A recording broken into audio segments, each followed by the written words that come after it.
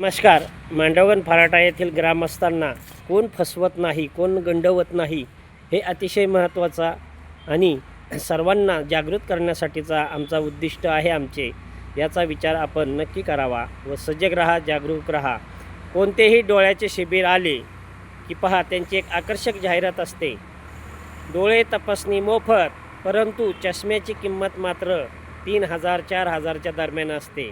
म्हणजेच दाखवताना एक आणि प्रत्यक्षात एक अशी अवस्था. डोळ्याच्या शिबिराच्या माध्यमातूनही मोफतच्या नावाखाली फसवणूक.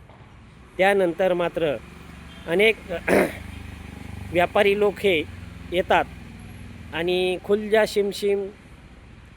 शिमशिम असा लकी ड्रॉचा महाराष्ट्र शासनाची बंदी असताना लकी ड्रॉला ते घरोघरी जाऊन खुलजा शिमशिम म्हणजे लकी ड्रॉचा हा व्यवसाय करतात. या ठिकाणी फसवणूक होते.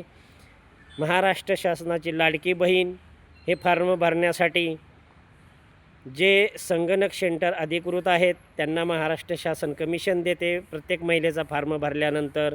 परंतु ज्यांना अधिकार नाहीत असे काही लोक हा उद्योग सुरू करतात आणि ते मात्र 150-200 जे आपल्या मर्जीप्रमाणे पैसे महिलांकडून घेतात, तिथेही फसवणूक.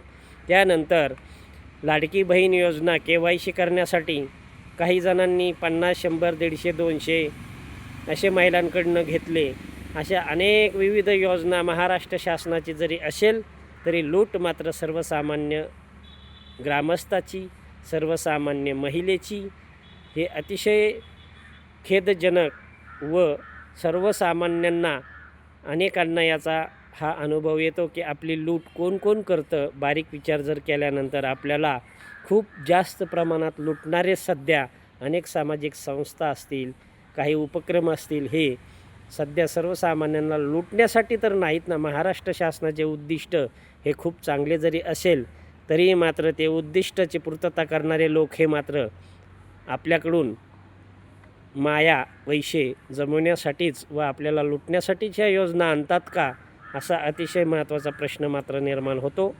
सजग राहा, सावध राहा, आपली फसवणूक टाळा.